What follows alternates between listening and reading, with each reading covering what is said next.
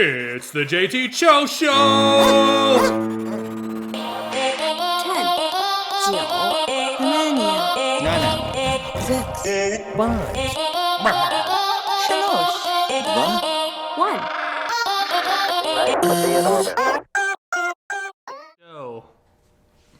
Welcome back to the JT Show Show. I'm your host, JT, and today I thought I'd start out with the very first podcast of the year to go over my entire video game history, what I like, what I don't like, different stories from, childhood memories and ways I've played the consoles and games, what made the consoles great. And you're gonna, if you listen to this, you're gonna not like that I never owned a Nintendo 64, but that doesn't mean I never played those games for the 64. I just had to go over to a friend's house, and that was the best part about being a kid is when you got to go over to your friend's house who had like a PlayStation 2 or a Xbox original or the Sega Dreamcast, You didn't always own every system like people tried to do today, and I don't really have the time for that as much as I wanted to buy a PlayStation just to buy like The Last of Us. I just ended up going to a friend's house every once in a while and eventually just beat it over time because I didn't have the time to drop $200 on a game. I did do that one time, and I learned my lesson completely from that. I bought The Last of Us for the PS3 and God of War 3, and I beat both those games, and I just sat there and I was like, wow, well, I guess I can sell that because that's all I needed it for. So, over under, I probably lost like $20, but at least I got to beat two very prevalent games. But let's start from the very beginning of the video game history. I don't have specific dates in here. Oh, and if you don't like video games, you're not going to like this podcast. So just skip to like probably the last 10 minutes of it if you're just here for my NFL predictions for the weekend. But it all started with the old NES. I was very young when we had it. And I don't remember specifically every game that we had for it. The only game that I remember having for it was Super Mario Brothers.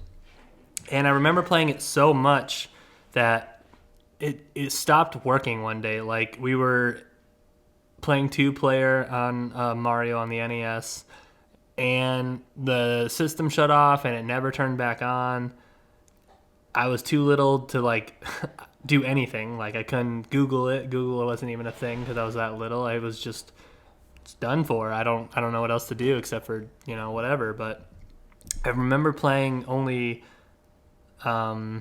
Mario, but I have played a lot of NES games on the Game Boy Advance and the GameCube, and when discs come out and downloads come out of old games you can play, and now you can play the old system on the Switch, which is pretty awesome because they have Kirby Dream Land, which is like a super classic, but they have a bunch of classics like releasing for the Switch, so as long as you pay the $20 a year, which is like one of the best deals ever for online gaming, it's totally worth it because it comes with that package. So I remember though, I was little, we got the Nintendo at some point, the NES, and after that we got a Sega for Christmas. And Sega was like one of the coolest games like ever was Sonic.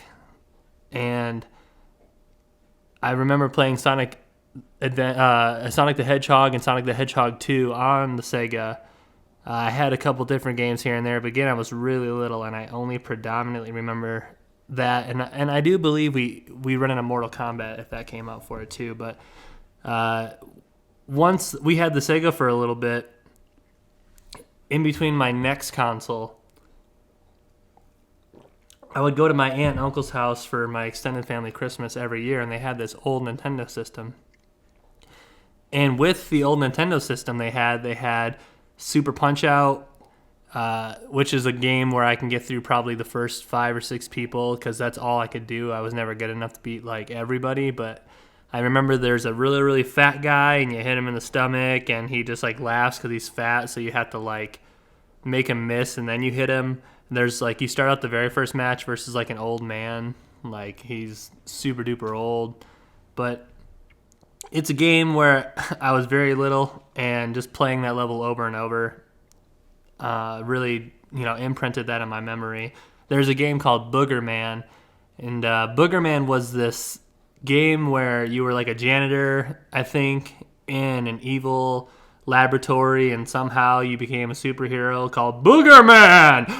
Booger, and that's what he would do. You could like booger, and then you could flick boogers at your opponents, and then you can also fart, and you can build up your fart and your boogers to make super farts and super boogers. Booger! It was a funny game. I haven't touched it since, but that's another one of those games where, I mean, you know, they only had limited. It's not like I could go to them like, hey, buy games so the one time I'm at your house next year I can play the other ones. Road Rash was a great game where you used to ride bikes across America, and you would like kick and punch and get like items, and you could like hit people off their motorcycles. So it was racing with like a little bit of attitude. And then there was a game that was like a little bit too hard for me. It was called Claymates. You're like this little boy, and somehow this magic stuff happened, and boom, you're clay, and you can turn into like cats and stuff, and you're like a ball of clay, but you're still like this little human boy, and you've got to get through these levels, and there's like clay creatures to beat, and everything's made out of clay, so you can like transform into like all these different animals and stuff like that, but never really like played it because I'd rather play Booger Man. All right, I'm gonna do it probably one more time this episode, but I'll save it for later. So then arrives another, and by the way, thank you parents for having such great Christmases. But we got a PlayStation for Christmas, and there are games that I played on a demo disc that I still remember because I had very limited games. I had all 3 Spyros. We had Crash Bandicoot Warped. Tomb Raider 3 was on the demo. So let's start by talking on the demo disc. Tomb Raider 3, I think, might have been the one, but it could have just been a Tomb Raider. But it was one open level. You could go underwater. There was a boat. I think there was a couple enemies you could beat. But it was like too clunky of controls for my small little mind to comprehend around, so I could never fully maneuver. Like, even if I really, really tried and got good running one way, it was just too choppy for me to really care about it. And another game on a demo disc was a game called, I think it's called Tomba, but it's this little pink-haired boy, and there's like these evil pigs, and they take over the kingdom, and you run around in like the first level's in this jungle, and you run around the jungle, and you like body slam these pigs like into the ground. And I didn't really know what was going on in that game, and again, it was a demo, so you can only get to a certain part. But I would always get to the farthest because you could like catch a pig, spin him in the air, then jump on his back and ride him down a hill, and then chuck him. There's a lot of things you could do to these pigs. It was pretty funny. And then one of the best games in my personal favorite games that I've ever played, Metal Gear Solid, the first game had a demo disc where you arrived and you're Snake, and there's a cut scene, and you enter this secret base underwater, and then you take out a couple guards, and you ride an elevator, and then you get to the first platform, and then you realize there's cameras and guards with machine guns, and oh my god, they can discover your footprints, and so many elements that like you never think about because gaming just kind of came out. And then eventually, once you got to, I believe, the first boss, I think that's where it's either you get to where the first boss is at, or you get into the building to where the boss is at, but it ended right around there. But I played that game so much, and I never could buy the actual game because I couldn't really explain to my parents what it was, and they probably read it and it had a terrible label, and they were like, no, we don't need our 7 or 8-year-old boy learning a game about the corrupt United States government, and like I'm just gonna have these really messed up conspiracy theories that I'm gonna think are real because they're that well done. And there's another game where like it was like a zombie game, and I can't really remember a whole lot, but you had like flamethrowers and machine guns and Gatling guns, so it was a pretty fun game. But and then the only other demo that I remember playing, like on a demo disc, like not just a downloadable demo, which completely blew my mind, but the demo disc for, I think it wasn't Crash, but I had one more demo disc with like 2 or 3 games on them, and then I think I got a couple of them from Pizza Hut. So like demo disc were like, key to be playing these games back in the day. Some games I did have for the PlayStation though, Spiral 1, 2, and 3. I think the first one's just kind of boring. I mean it's fun, but once you play the second and the third, and they add all those cool things and all the levels and how they evolved, like Spiral 3 is like still like an OG game for me for sure. Crash Team Racing, I will destroy you in Mario Kart, by the way, but I also am very talented in Crash Team Racing. So if you want to bring the heat with the Bandicoot, bring it. I got all day. Crash Team Racing was fun. They incorporated time trials. They incorporated beating the game essentially twice. You beat the game once, and then basically he's like, "Oh, something, somehow max power, beat everything again and get everything." So you gotta beat it twice. But by the time you beat it twice, you learn. I think you learn the levels easier in Crash Team Racing. So like once you learn the shortcuts, because that's the only way the bosses really keep up with you, because they always hit those shortcuts, even when they're in the lead. Like, sometimes you'll see 12th place computer people use shortcuts because they need to catch up, but these guys will be in the lead, and they'll just be like, oh, I'm just going to use a shortcut because I'm a cheater. But you learn them really fast because you got to keep up with, like, some of the people that you play against. And then one of the games I remember that we got for the PlayStation was Driver. And it was essentially a game where you just drove around and you did like, I think like heists, and you ran away from the cops. Like Driver 3, I think you could get out of the vehicle finally and run around and steal their cars. But Driver, the original, we got a racing wheel with Driver. And early technology, it worked all right. But I was never any good with the wheel at all for Driver, because they would have you do like a level where you back up, drive off, do all this different stuff, but you'd have to get a good grade on that unless you couldn't continue. So it was very hard to get past that level with the wheel. But one thing I remember though is me and my brother kept playing back and forth, because eventually cops would like wreck your car. So we just kept playing the whole morning, and then my dad's like, oh, well, give me a shot. So we were like, okay. So he gets on, he starts driving down the road, and he gets like a pretty good distance. He plays for about 5 minutes just driving around in free mode, and eventually like the cops are after him for speeding or something, and it didn't take them very long to catch him. But my mom tried, because we were like, mom, and so she gets on the steering wheel and she hits the accelerator, and she just drives right into a car. She runs a red light. She slams in, like a cop like saw her run the red light, turns around because that's the intro level, and you should be able to get away from the cops. And she just slams into a vehicle, and the cop just boom, under arrest, like you're done for. So that was pretty funny. But that was like one of the things I remember about the PlayStation a lot, was playing Driver with the wheel and how terrible I was at it. So again, come another amazing Christmas. I had a good childhood. My parents tried a lot, so I do thank them for that. But I think it was one of those years where we really wanted the PlayStation 2, me and my brother, and we opened up all our gifts, and we were so washed in the sauce, we were lost in the sauce, that we completely forgot about PlayStation. We're like, oh, look at all this cool stuff we got. Thank you so much. We appreciate everything. One of those things. And then on the entertainment center, he had it like blocked off. He's like, okay, we got one more gift. Close your eyes. And he like turned on the PlayStation 2. And we're like, oh my God, a PlayStation 2. And he already loaded like NHL 2002 or something for it like that. And which was like awesome. Like he already had like the memory card in it, which was like he figured out 2 controllers, a memory card, and the game disc. And the PlayStation 2 was like BA. Like it was one of those consoles when it released like the slim version 2, like those were flying off the shelf just to get one of those PlayStation mini ones. But the PlayStation 2 was amazing. I think NHL 2002 was one of the first games that we had for it. And then I'm just going to go through a list of games and kind of like explain like the history of like why I like the games, or like what made the games great and stuff like that.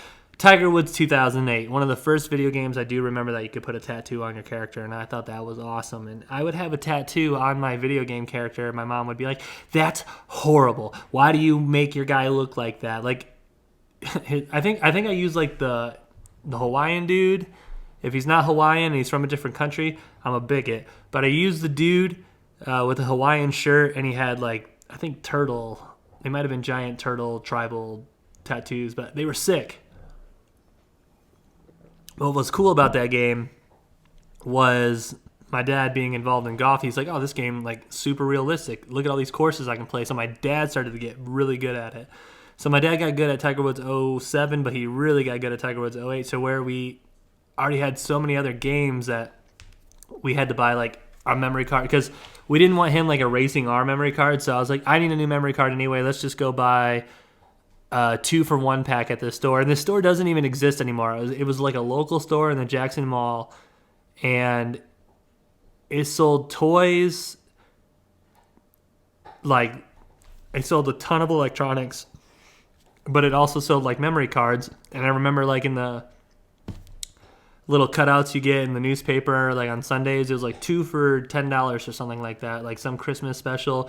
So I went in with him and like that year, and then we each bought a memory card for Tiger Woods, and it was a great game. It was pretty awesome, and you had to like hit the turbo and then use this hand to hit it forward. But it was really awesome to get my dad involved in a game. I think that was like the coolest part of it, and that it was actually pretty good to where like you could lose to your dad, which, you know, eventually in real sports, if I ever do bear children or have a wife that, anyways, sadness. You know, but if I ever do have kids, though, they're eventually going to hopefully like sports enough to want to get better at them, and then I'm just going to be old, and they're finally going to beat me, but then I'm going to be like, all right, let's go run them sticks, and then, oh, let's play Fortnite, and then I'm going to be like, you know what, I'm going to go to the gas station and get some milk and never come back. Hopefully Fortnite's not around by that time, but yeah, it was really cool to have a game that you could, like, play with your dad. I think that was pretty awesome. One game that has a funny story behind it for me is Evil Dead: A Fistful of Boomstick. Evil Dead's, of course, with Bruce Campbell. Hold on. Friendsgiving is tomorrow. So people are asking if they need to bring anything, and it's kind of on the utmost importance.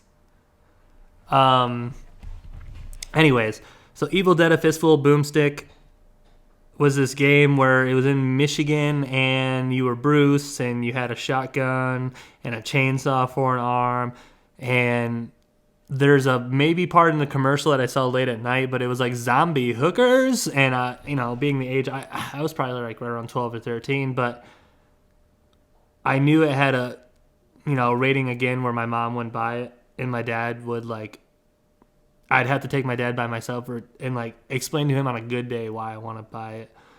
But it was my birthday, and my grandma was like, I'll pick you out one game, and I was like, awesome. So we went to Walmart, and then I gave it to her, and the lady was like, are you sure you want to buy this game? And my grandma was like, oh, what's wrong with it? And I was like, oh, Grandma, it just has zombies in it. And she's like, oh, Jakey. So she bought it for me, and then later down the line, when I think I had some older cousins over, they were playing it, and my mom's like, whose awful game is this? And I was like, oh, this is mine. Grandma bought it for me like 3 years ago. So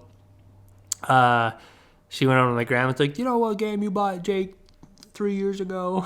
You know, like it mattered. Like, I already beat it. It was a fun game, though. There's a lot of cool levels, you know, for early development, especially like a game based off of a movie. It was pretty good. Sports games, of course, you know, I had Madden. Madden's Madden. Madden is still Madden. NHL was all right. NHL got better realistically on the 360. But NCAA, it's in the game. ESPN is in the game. NCAA 2009. That's when, you know, we were lost in the sauce on that. My brother always stomped me. It was terrible. Like, I think I probably won 2 of 10 games. And I'm going to say most of the time, if we played a 20-game series, it was 1 every 10 games. But He was so good, and he would he would play like you were supposed to and like run conservatively, and it'd be like 2nd and 3, and I'd be like, oh, he's gonna run the ball, and then he'd just throw a touchdown, and then he'd just run up the score. And I broke a lot of $20 controllers just slamming on the ground like the ungrateful child that I was. But they were only $20. I only had to mow like 2 lawns, and then I could go buy a new one. Especially when you bought like the Mad Cat controllers, you could just spike that like Gronk on Steve Harvey's head on New Year's Eve. But I used to chuck them. I still haven't thrown an Xbox controller because they're so expensive. Like, I will never throw my Pro controller. I haven't really gotten that mad. I've gotten mad to the point where I've quit.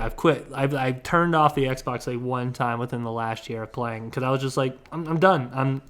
I'm not having a good time tonight. I'm just taking a break. But most of the time, I'm just like, dude, it doesn't matter. Like, I'm not at the point in my life where I'll be like, oh man, I could go pro and make this a profession, you know? Dude, how terrible does this mustache look, by the way? It looks pretty awful. Anyways, but NCAA comes out and they make this mode where you can create your own college guy, and eventually it got to the point where you could play at your high school colors and you can customize to like your name and your school and your everything down to the socks and stuff. And then of course everybody wanted to be Michael Vick around that time, so they just made like really fast scrambling quarterbacks, and they'd be like super quick, and you'd win your state championships. And depending on how you did, like if you lost or what your stats were, if you're a scrambling quarterback or a pocket presence, you would get college scholarship offers from different places, and then different colleges could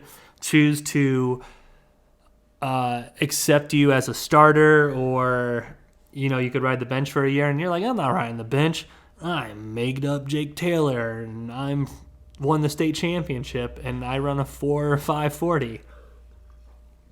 I'm none of those things, but my guy was. And then like you could go to college and you just padded your stats and you got like unrealistic numbers and you're fighting for the Heisman, but realistically, like, there's no way you're going to lose. Like, sometimes your little arrow could be like, oh, you moved down in the standings. Like, oh, sorry, I only scored 6 touchdowns and not 8 this game. Like, oh, excuse me, the guy who's in second place who scored 2 touchdowns total. Like, it was fun, though. I mean, I played on the most basic mode. All Madden's super tough for me still, but NCAA back in the day, it was a good game to run on for sure. SpongeBob SquarePants Revenge of the Flying Dutchman. I just liked SpongeBob as a kid. I thought it was a great game, and the level was kind of wonky, and SpongeBob's house wasn't really where I thought SpongeBob's house would be in the show, so I was kind of mad about that. But it was just your basic, like, run around and do little quest games and maybe catch some jellyfish. I can't really remember a whole lot, but I did play that game a lot. Star Wars Battlefront 2, hands down. Don't like the new Star Wars games very much. I haven't played the newest one, the lightsaber, the Jedi one. I don't even know what it's called. I wanted to buy it right off the ripper, but I'm just going to buy it on Xbox next year. Well, this year now, 2020. 2020! World War III is trending. Wow. Where World War III is trending on Twitter. Say that 100 times. Anyways. But Star Wars Battlefront 2, since I didn't have the internet for the PlayStation 2 ever, I would just play those levels over and over and over. Play with the droids, play with the, separatists, or play with the Jedis, and you could do lightsaber battle. You could do so much, and they made that game so smooth, and the levels were awesome, and it was one of the best games. Hands down, Star Wars Battlefront 2 for the PlayStation 2. I don't really care for the new ones. I think even the space battles and the little ship battles that you did, those were so much fun on the more basic systems. I don't know why. Metal Gear Solid 2 and Metal Gear Solid Snake Eater. One of these days, I think I'll... I don't really want to go through and explain a game like that, but I do like to talk about like the history of the games and sometimes talk about the stories and stuff. Metal Gear Solid 2 and Metal Gear Solid Snake Eater, it's such a deep dive. Like just abbreviating these games. Metal Gear Solid 2, you start out doing an intro mission with Solid Snake, and you go through a ship, and you're trying to take pictures of this anti-Metal Gear because all these countries are now developing these Metal Gear creatures that can fire pretty much nukes from anywhere, and this one's a destroyer of those. So once they create this, it'll be like the most dominant Metal Gear out there. And then a terrorist organization ran by Ocelot Revolver, who sewed his dead brother's arm onto his hand, Liquid Snake, and pretended like he was actually getting his mind taken over by Solid Snake's brother, Liquid Snake. Yeah, that's just like the first 30 minutes of the game, okay? And Metal Gear Solid Snake Eater, which is Metal Gear Solid 3, you go into Russia during the Cold War, and you got to execute this mission, and that's like the first like 10 minutes of that game. So you can already tell that like just because they're a video game doesn't mean like it doesn't have a good story. Hideo Kojima, he probably did one of the best. I haven't played his new game yet either, and I know a lot of people are hating the mechanics of the game, but maybe it has a good story. I don't know. I'll have to check it out. But Hideo Kojima, Metal Gear Solid, I praise you for telling such a beautiful story over 2 games. And I kind of have this good story where once the newer consoles came out, in 2008, I'll talk about it, but I went to Team Xbox. But there's a day where Guns of the Patriot was coming out. And again, this was one of my favorite game series, and I would have friends come over to like, hey man, what are you doing this week? I'm like, oh, I'm just playing some Metal Gear Solid. They're like, oh, cool, man, I totally want to watch that. I heard it's really good. And they wouldn't really want to play it, but they just like they were hooked on the sauce, man. I don't know why don't say lost in the sauce, but they were just like, they'd come over and be like, wow, dude, this game's like super sick. And I also, right before one of my old supervisors left in the military, technically not a supervisor, but still a supervisor. But I went over to his house for like the last 2 weeks, and like I took 2 nights, and I just beat Metal Gear Solid Twin Snakes for the GameCube for him, because he also liked Metal Gear Solid because he played Metal Gear Solid 5 Phantom Pain, but he never really played all the other ones either. But what happened was Guns of the Patriots came out, and I didn't have a PlayStation 3, nor could I just go, throw down for play a game on it and then return it. So we had my friend's brother was in, they're both named Jerry. So my friend's brother was in the Marines, and he was in Japan, and his PlayStation 3 was home, and he already bought a PlayStation 3 out there because why not? And I was like, Earl, I really need to borrow that PlayStation 3 if I could, please, so I can play Guns of the Patriot. And he was like, hey, can I borrow your PlayStation? Of course, he said, yeah, but Earl's grandma was like, no, he didn't say that. And we're like, yes, he did. He told, like, get on the computer and ask him. That's how we would get on the computer and ask him, Earl's grandma. So she was just like, I don't think he said that. So what we did is we took a Xbox, and then we took the PlayStation out, and then we put the Xbox in the box. It might have not been the original Xbox, but I know we put a game console in there, and it fit in the box. And I remember we left his grandma's house that day, and she went and checked, and she just didn't even know the difference. So what we did is I played Twin Snakes on the GameCube. No, so I played them in chronological order. So I played Metal Gear Solid Snake Eater 3, and then I played Snake Eater on the GameCube, and then I got out the PS2 and I played Sons of Liberty, and then I played Guns of the Patriots. And in like a weekend marathon, like Earl just came over the whole weekend, and we just jammed out watching this awesome story. And it took me right around 20 hours to beat the first 3 games. And then the last game, like, yeah, I know. You just had all the time. I think it was the summer, too, or it was some time when we didn't have school and we could just do whatever we wanted. But, where you could just rock on them. Like, you could just play video games from daybreak that I can't do anymore. I'd love to, but there's just too much stuff as an adult to do sometimes. Maybe Sunday, but, I'm doing this podcast now, so it's not like I can play video games for 20 hours and then really want to get up and talk for an hour, because a lot of people don't even want to hear me talk for 10 minutes. But that's besides the point. Metal Gear Solid, great series. Got me lost in the sauce. Guitar Hero, it was one of those games where someone came over and played it, and I was hooked on Monkey Phonics. So I basically... hold on. Someone invited me to play video games, and I had to say, sorry, I'm podcasting. But anyways, Guitar Hero, people came over, and they played it, and then I was lost in the sauce.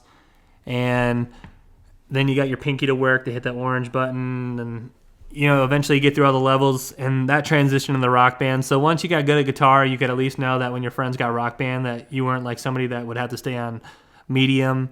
Like you could start playing the harder levels like right off the rip because they're like, oh yeah, you played before. But there'd be levels where, in Rock Band, where I would have to switch to bass. My friend who played guitar would have to switch guitar because it was really easy for him, and then our other friend would have to play the drums. So I would have to take a step back and play the bass. But I mean, I wasn't the best player, but I could play most songs on bass on expert pretty easily. We already talked about. I took notes because I wanted to go. I didn't want to have a podcast where I was like, "Oh, what was that game called?"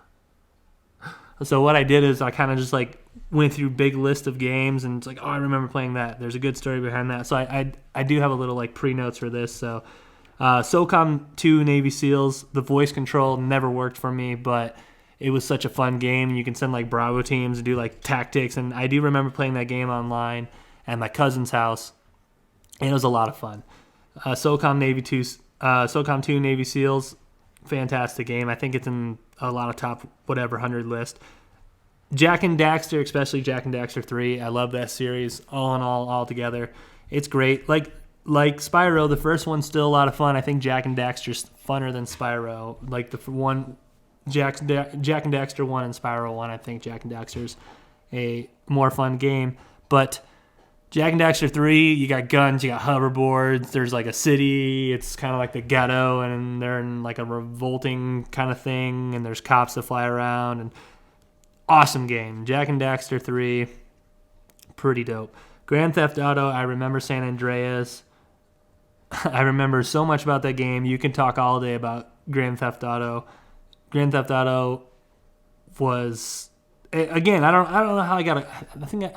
I don't really know how I got the copy of it, but I do remember having it, and then you would have to like get on the internet, so you'd have to have your parents like, "Mom, are you at the phone?" And she'd be like, "No," and then you'd have to wait, so then she's off the phone, and you like, "Can you please enter a password to get on the internet?" And then they're like, "Where are you going?" And I'd be like, "I got to get these cheat codes." So then you get on the internet, and then you get your cheat codes, and you get a piece of paper, and you write them all down, and sometimes you wouldn't write them down right, so you'd have to do the whole process all over again. But then you write down your cheat codes, and then you could just be like L2, L2, R2, R2, up, down, left, right, blah, blah, blah. And then you're like, oh, okay, boom, I got a rocket launcher. And you would just do that, and it was so much fun, and it was like one of the funnest things like in the game. And once the internet came out, you didn't have to subscribe to those shark magazines, whatever they were called, shark cheats or shark codes or something sharks. Don't really care. Kingdom Hearts, awesome. When I was growing up, I thought it was great. I didn't like Kingdom Hearts 3 because I don't know. I'm just uninterested in Goofy. I just don't. Like, I didn't even beat the ending. I just ended up watching it on YouTube because I was just like, I don't want to pour any more time into that. But Kingdom Hearts, when I was growing up, had a special place in my heart. Assassin's Creed 2 and Assassin's Creed Brotherhood and stuff. Assassin's Creed 2 came out for the PlayStation 2, I believe. Might have came out for the Xbox 360 or whatever it came out for, though. Assassin's Creed, I'm just going to Google it because, see, this is what I didn't want to do this episode. PS2 Assassin's Creed.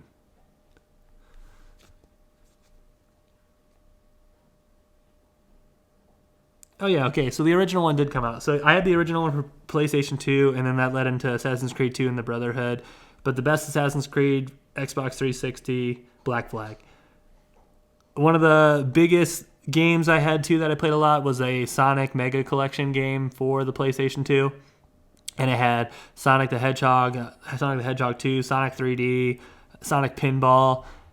Sonic 3D is all right, but Sonic the Hedgehog 2, it's one of those games where I played a lot, so I can get to like the last level where where you have to build up the plane, and then you eventually get rocketed into space.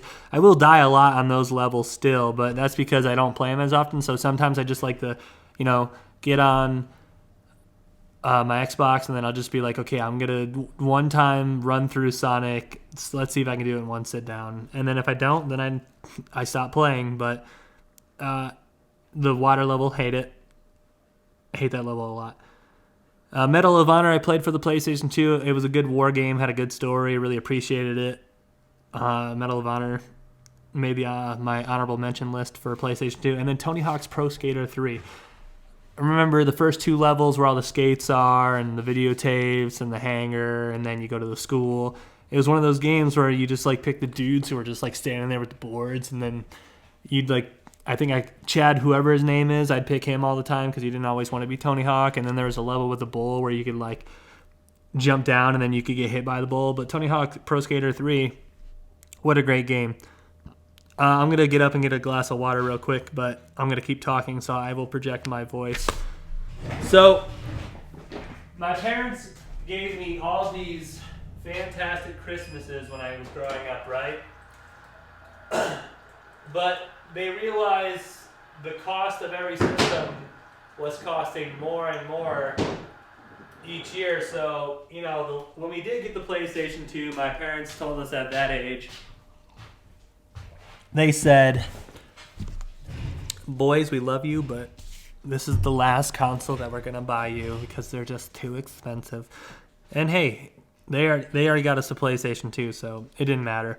But come console wars, and then you got your Nintendo classics, the GameCube came out, and Sonic Adventure 2 was on it, and I really, really, really, really, really, really wanted to play that game.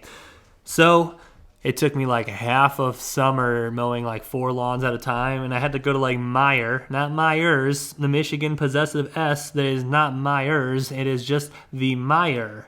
So we're going to Meijer, not going to Myers.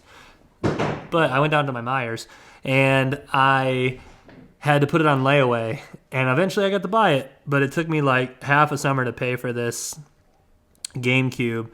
But I bought that, and then I went to Sam's Club, and I got this like Mega Cats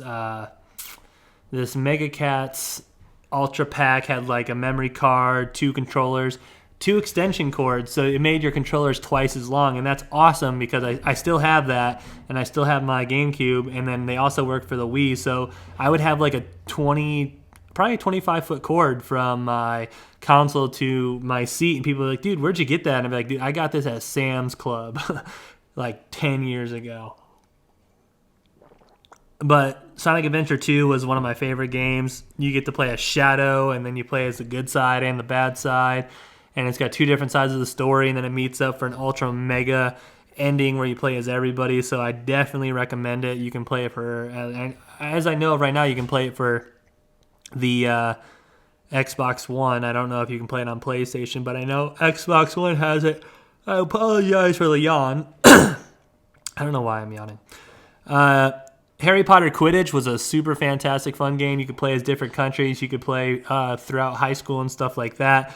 So Harry Potter Quidditch I enjoy a lot. I almost want to bust out my GameCube to kind of play that game, so maybe someday I will. Double Dash, on the other hand, Double Dash is one of those games where it's just like an OG Mario game. And I wish they would make Double Dash 2 for the Switch. If Nintendo ever listened to me, I would say, dear Nintendo, please make Double Dash 2 for the Switch. I know you like Mario Kart 8. You can still stick with that being the latest Mario Kart, but make Double Dash 2, and you'll make double the money. Metal Gear Solid Twin Snakes. So if you bought it from the GameCube, it would still read your memory card, but you could change your controller to 4 ports instead of 2 when Praying Mantis was reading your mind. And first time I was playing that tune, he was like, oh, I see you like Crash Bandicoot. And I was like, oh my God, how does he know this? But again, Hideo Kojima really broke that 4th wall, and the advantage for the GameCube is you could make your little tab button. Again, I don't know why I'm yawning. Probably all the pizza. I had some Chicago-style pizza, so my stomach's sitting pretty heavy.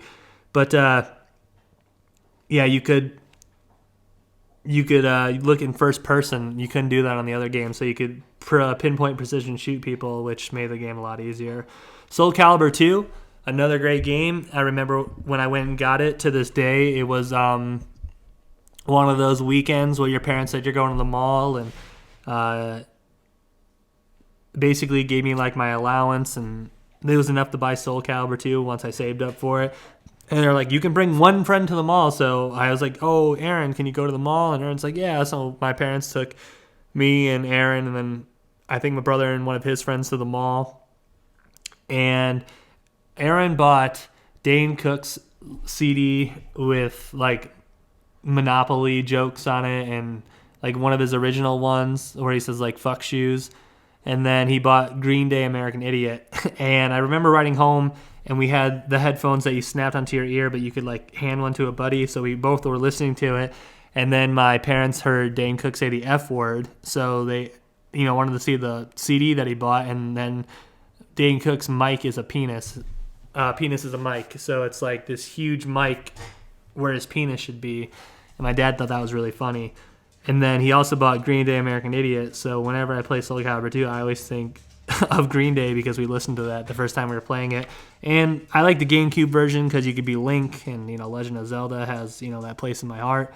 And Soul Calibur 2 got Link, and he had the Great Fairy Sword, I think it was. He had a bug catcher net in a big mallet, which was fun to spank people with in that game. But his Great Fairy Sword could revive his health over time, so it was really good for those dungeon levels for sure. Speaking of The Legend of Zelda, we're going to go over a ton of it right here. For the GameCube, I got this disc from... I physically went and bought a physical disc to put into my system. But I went and got this game, and it had Legend of Zelda 1, 2, then it had Ocarina of Time, Majora's Mask, and then it had a preview, a demo for Wind Waker, which I didn't end up buying for the GameCube later on. But Legend of Zelda Ocarina of Time, I've only beaten twice, and both times I had to use help from the internet because I'm just like, I can't remember what to do, because it's a fun game and it's very, very challenging, but you fail so much. You just fail. It's experiment, didn't make it, fail. Okay, I got it figured out kind of. I should be able to do it, and then you don't do it, and then you fail, then you restart, and then you got to do it again. So it's a fun game, but I would rather have a slower paced Legend of Zelda. So I've only beat Majora's Mask twice, and I had to have help from the internet both times. Legend of Zelda Ocarina of Time I probably beat 5 to 10 times. I've never done the thing where you only keep 3 hearts and you go through the whole level and you don't you don't pick up any more hearts. You just beat the entire game with 3 hearts and you can't die at all. That just wasn't for me. The game was tough for me sometimes. Sometimes I die with 18 hearts when you shouldn't, but I was just too lazy to heal myself up. So I've played both those games on the GameCube. And then I played the first and the second one also on GameCube. And then Wind Waker. Wind Waker had Toon Link. I really wish they would create like another Wind Waker too. I really like the style of the game. Toon Link's one of my favorite people in Super Smash Brothers. And I think that Wind Waker, with their open world, and you could sail into different little squares of the sea, and then you had to like go to a specific spot, and I think feed a fish, and then you unlock that region, and then you could just do that for the whole map, and you can map out everything first. So then when you're sailing through the ocean and you needed to fast travel somewhere, or not fast travel, but you need to get somewhere, your whole map could be identified before the game technically. Because sometimes you wouldn't go to a region until you specifically needed to, and sometimes you would just take a day starting and you would just unlock the entire map. And I played that game a ton.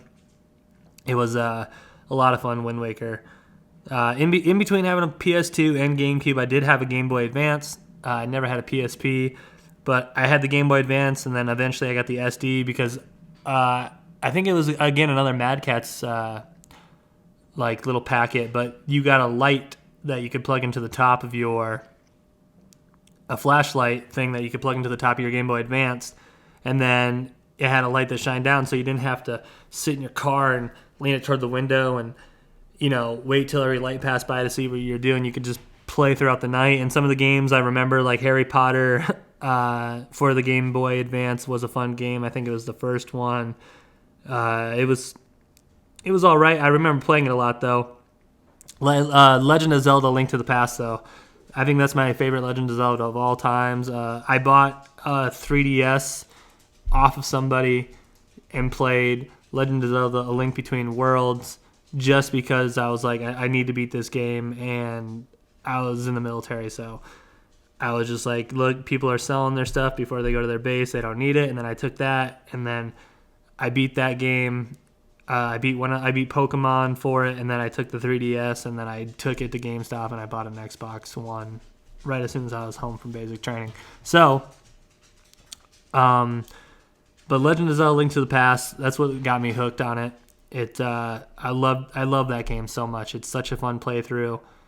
Four Swords was pretty good too. I had a extension cord that had a port for, I think, a third person that could play, and then if they had the one with the little port in the middle, so you could have four people playing, you'd have to take a cable. Okay, listen, kids, you'd have to take a cable and you would have to connect it to your consoles so you could play with each other, because there's no such thing as Wi-Fi.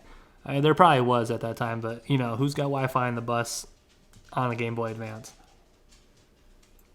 So you'd have to link up your controllers to do stuff. But Four Swords is pretty awesome. Super Mario Brothers 3, super tough. I played it for that for the Game Boy Advance specifically.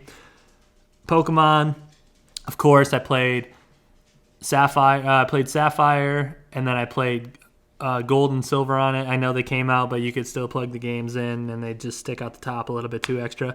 I do remember when I got the SD, though, because, again, I traded my other one in because I asked how much I could get for it, and then I saved up all my money mowing all these lawns all summer. And with the screen that always lit up and it flipped closed, I thought that was like one of the coolest little mobile systems like you could ever have. You just flip it up and turn it on, and then boom, there's a light, and then you can just play it, and then you just flip it closed, and you just stick that mofo in your pocket, and you weren't going to scratch the screen or anything like that. I thought the way that they designed that console, they did a really good job on it, and having the light where you could always play and you could dim it up and down, it was a super duper good, smart thing to do. I also had one of those like little cartridges, and it had all the old games on it. So it had like Galaga, Galactica, Dig Dug, maybe Pole Position, the racing game, not the Gentleman's Club. But I'm really good at Galactica, I'm really good at Galaga. You always get your little ship captured, and then it spins up, and then you get it back, and then you got two ships, and you can get through a lot of levels. And Dig Dug's probably like, if I had to play an arcade game, if there was a Saw level where he was like, do you want to play a game? And then you're just like, no, and he's just like, Dig Dug, and you're like, oh, okay, yeah, like, what's the stakes? He was like, level 10, and I won't chop your leg off. I'd be like, oh, yeah, I could do that. I could probably get to level 10. But if he did that for, like, beat Super Mario Brothers 3 in one sitting, I'd probably be like, you can just cut off the leg, and I'm not going to be able to do that. And then the last game that I remember having, I wasn't very good at it, was some game called Advance Wars. I can't really go into a whole lot on that game. I saw a picture of it, and I was like, I know I played that game 100%. There's like a lot of people dressed in blue. That's all I can really remember. But in 2003, I got the in 2003. 17 years ago. That's when I got the NES version. I had the NES Game Boy SD. It was pretty sick looking.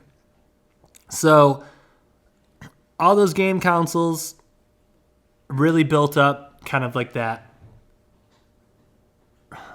probably library of games that I still have, but it built up that like foundation of like what games I like and how I play to this day.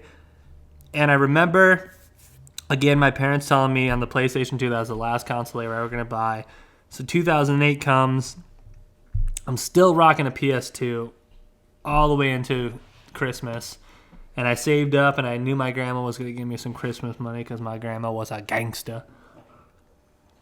My grandma is a gangsta.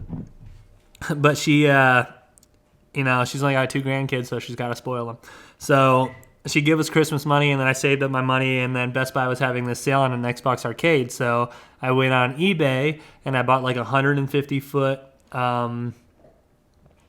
Ethernet cord, and then I bought a hard drive that plugged into the top, so it was the hard drive that was sold for the Xbox, not just like a external hard drive, but or a flash drive, but you plugged it into the top, and I think it was 20 gigabytes. So I bought everything for it online for super cheap, and then just the console itself was cheap enough for me to buy it, and I had enough for 2 games. So Christmas morning came, I got the money, and then my grandma was like, what are you going to do? And I was like, well, me and Earl are going to go to the movies tonight, like we did on Christmas, and then after we went to the movies, he was going to come over, hang out, and then we were going to go to town the next day and go to Best Buy because I was like, dude, I'm buying an Xbox 360. And, that's big news. Like, dude, I'm getting the 360. Isn't that dope? So it was this huge ice storm, but you have all these Christmas sales going on the next day, like day after Christmas sales. So I remember my brother had to drive us in because he was the most experienced driver at the time. And it took a 25-minute trip to get into town. It took probably like 45 minutes, and we were just driving on like black ice. And we tried to get there like I think 9 or 10 whenever Best Buy opened, but the roads were like still really, really bad.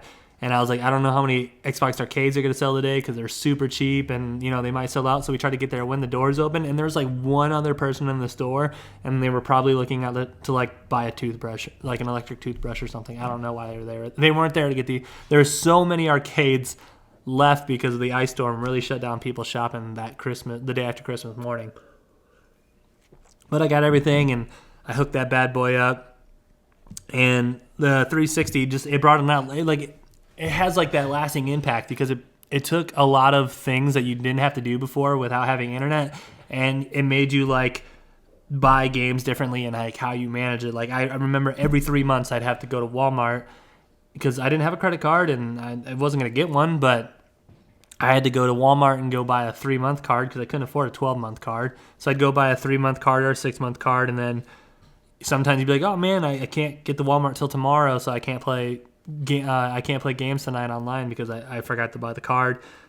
And eventually they started having the Christmas sale, and now it's like $60 a year or $50 or whatever. It's not bad.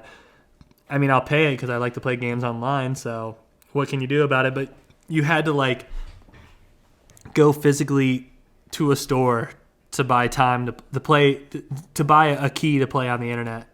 I think that's hilarious. And then also you could go buy, for the first time, you could go buy like the card copies of a game, go home, type in that code, punch it in, and then download like DLC or the game itself.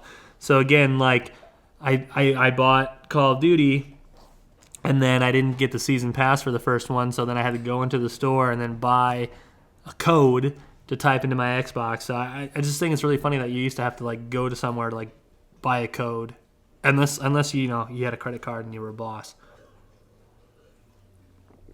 Call of Duty World at War. That's probably the best Call of Duty I was ever good at. I was good at Modern Warfare 2 and Modern Warfare 3 and Black Ops, but World at War, I just figured the game out. I played with like some really good crews in my day. I played with people ranked in the top 10 in the world. I played against like the top 6 people in the world at like during one match because they kept inviting him to play because they wanted him to fill in the slot for when their teammate left, and he was like, no, like I need to get better than you guys, and they just wanted him to fill in when they. But I had everything in that game. I saved up for some Turtle Beaches. Well, yeah, I saved up for some Turtle Beaches, and I played on like this little 19-inch screen TV, and my face is always so close to it. I just remember that game, Call of Duty Hardcore, Search and Destroy, World at War, one of the best games I ever played. Halo 3 was the first Halo that I really got good at. I remember going to all my friends' house when they would have Halo parties, and I would just be straight trash. I got killed on Halo 2. And I never had an Xbox, so I only played Xbox very rarely, and I didn't play competitively against people all the time, so whenever they would have nights where they'd link up their systems with a cord, I'd go over and I'd just get my pee-pee smacked. So Halo 3 I like got good at, and then like that's when we started like texting each other and like, hey man, where you at? We're playing Halo, and then we'd play Halo 3, and we'd be on like all night, and we'd like lose 1 every 10 matches or something, or 1 every 5 matches. to where we would just roll through. If we had 4 people and then our 5th was a random, we were probably going to win 95% of the time. And in most of the games, it would just be like we'd just be rolling through teams, and every once in a while we get beat, and then there's like trash talking, and we'd like, oh, we got to go to game chat, and we're just talking some smack against these people who are just talking some mad smack against us, and you're just teabagging them, and it was a great time. That was like the 2008, 2009 of my gaming life. Army of Two, great 2-player game. If you have a friend, invite them over, play Army of Two. It was such a good game. Metal Gear Solid remade Snake Eater, so I remember playing that for the Xbox 360, and remake that game as many times as you want. I'll probably keep buying it. Skyrim. Mass Effect. Mass Effect was a good game for sure.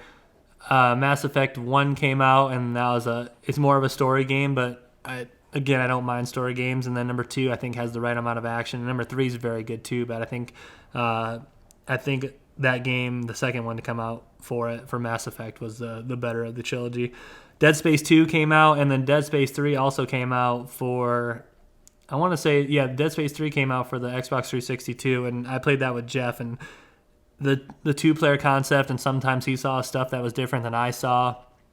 I think that was an awesome concept because you'd be playing online and not on the same screen. So I'd be like, dude, look at this room. It's got crazy like encryptions all over the walls. And then he'd be like, I can't see that. And then it'd be the same for him because there'd be like some mind games playing. But Dead Space was like a super scary game. It's a very nerve-wracking game. Not as nerve-wracking as Fear 2 though. In Fear 2, I would like play in my basement with all the lights off with a friend over, and it would be super creepy. There's a level in an elementary school, and it's all spooky. And Fear 2 is a weird game where you're a man that gets raped by a ghost woman who bears your child, and I don't condone that, but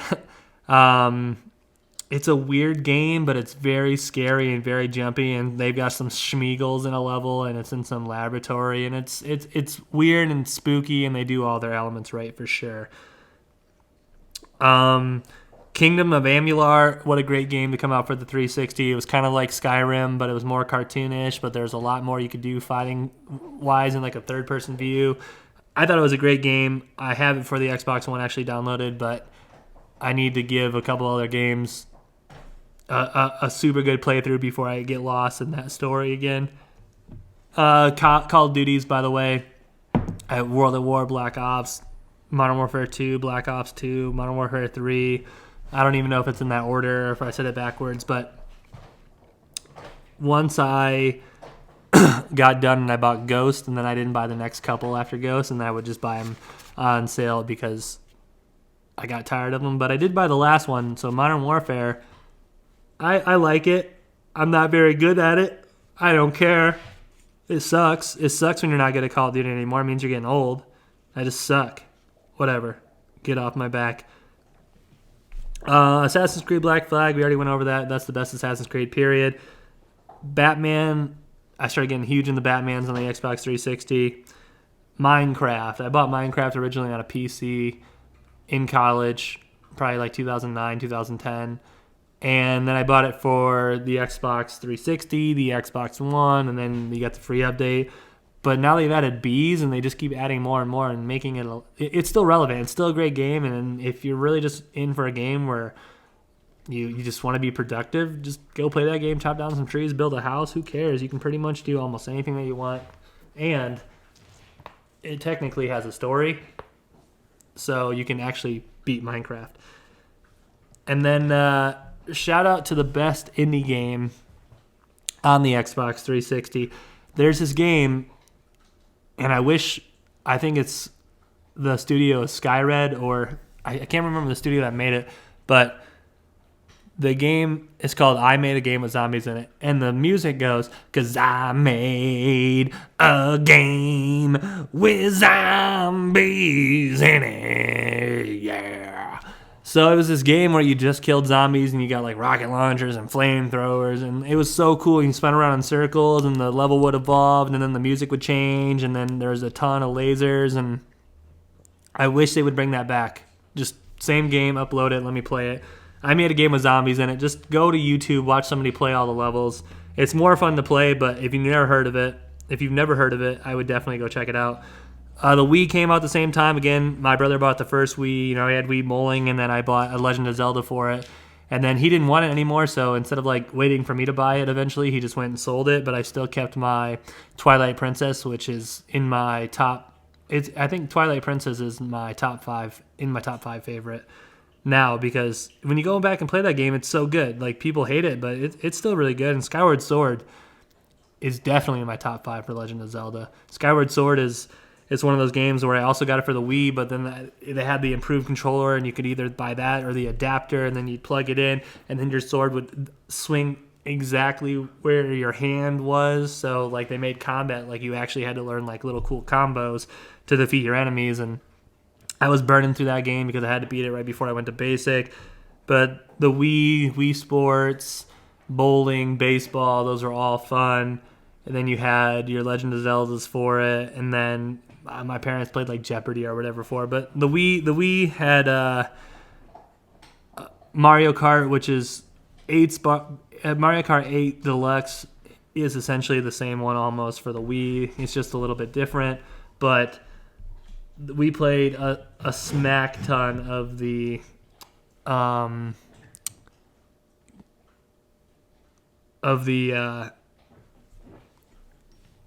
Mario Kart games on the Wii. Like, you know, you could race with the controller and the joystick, which was my favorite. You could drive like this. You could use a GameCube controller.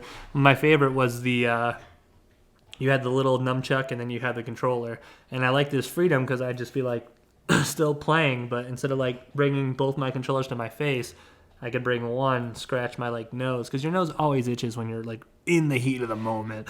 So you gotta like itch your face, and sometimes it can really kill you at the worst possible time in games.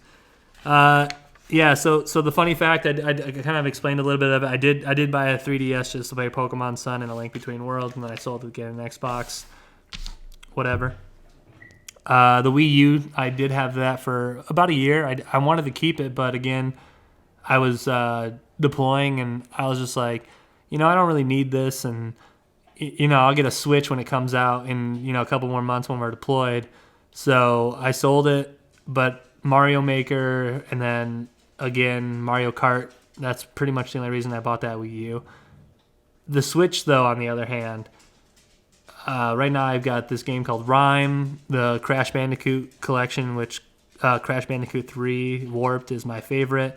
Breath of the Wild, it's a great game. It's not the best Zelda game. It's pretty boring sometimes. It's cool. It's got survival. It's kind of like a more survival open world. Cooking's a huge part, but I like Skyward Sword better than I like Breath of the Wild, and I like Link to the Past better than I like Breath of the Wild. It was still a beautiful game, and I enjoy playing it, but I don't consider that to be. I'm saying if my dog's eating out of the wrong food, but he's good.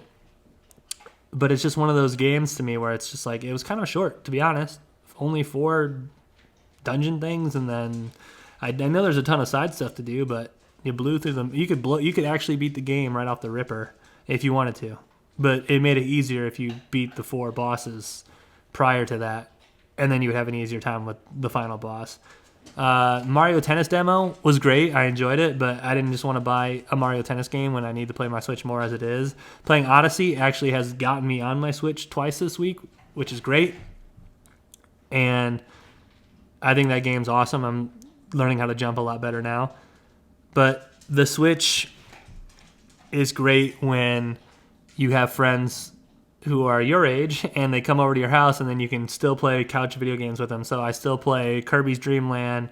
I still play Mario Kart, Mario Party.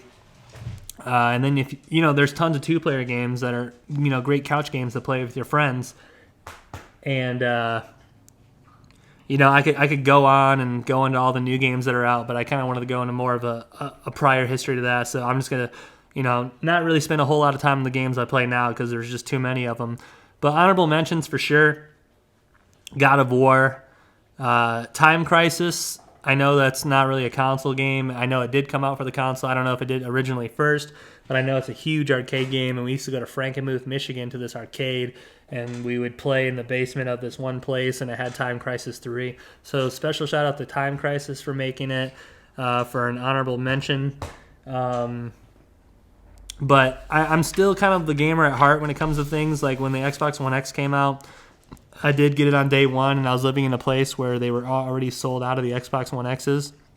So we had to drive an hour and a half to the big city. I can't believe I just said that, but we had to drive an hour and a half to Lubbock just to pick up an Xbox One X because they were sold out at the town that I was living in.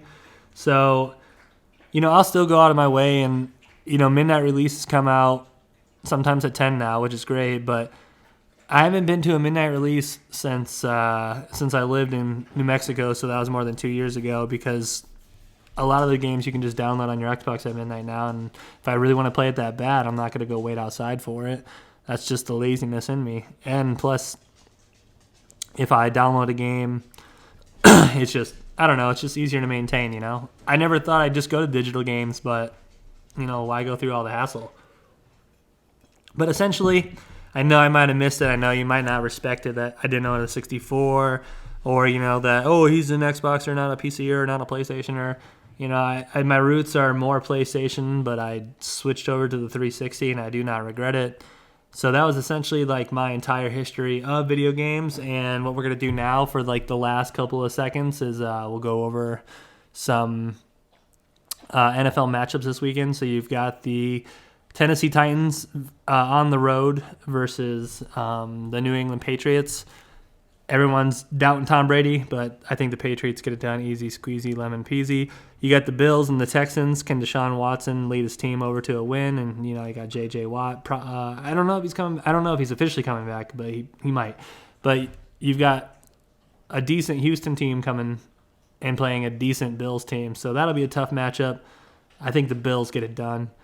And then on the NFC side, the next day you've got the Saints playing the Vikings, and you've got the Seahawks playing the Eagles. I think the Eagles get stomped.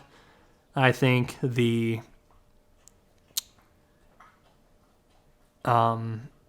Vikings go into New Orleans and get stomped. It's hard to beat a good Drew Brees, but it's even harder to beat a good Drew Brees when he's playing in Louisiana. When he's playing at the Dome, it's hard for him to lose there, especially with all those crazy fans. And it's super loud in there, and it's super tough for opponents. But the Vikings at home would have had maybe a little bit more of a chance, but there's almost that redemption that's coming along for this playoff game. So it'll still be a little closer in the first couple of quarters, but I think the Saints really pull ahead at the end of the game. And the Seahawks are just one of those teams that you don't want to be playing them at this time of year. They beat Green Bay in the playoffs. I've seen it. I don't like it. I would rather have the Eagles win, to be honest, but I don't need a dark horse like that lingering in the playoffs. And Green Bay's going to have it hard enough already as it is. But so I think the winners next week: Patriots, Bills, Seahawks, Saints. So other than that, though, thanks for tuning in today to the JT Show. Like, subscribe, JTofJville.com. My Instagram, JTofJville. My Twitter, JTofJville. My Venmo is JTofJville, and you spell that JTofJville. So other than that, first podcast of 2020. I'm going to go jam out some video games. I'm probably going to make a cup of coffee. But other than that, thanks for listening. If you listen this far, just, hit me up on one of the social medias. I really appreciate every viewer I get and all that other stuff. And have a good one.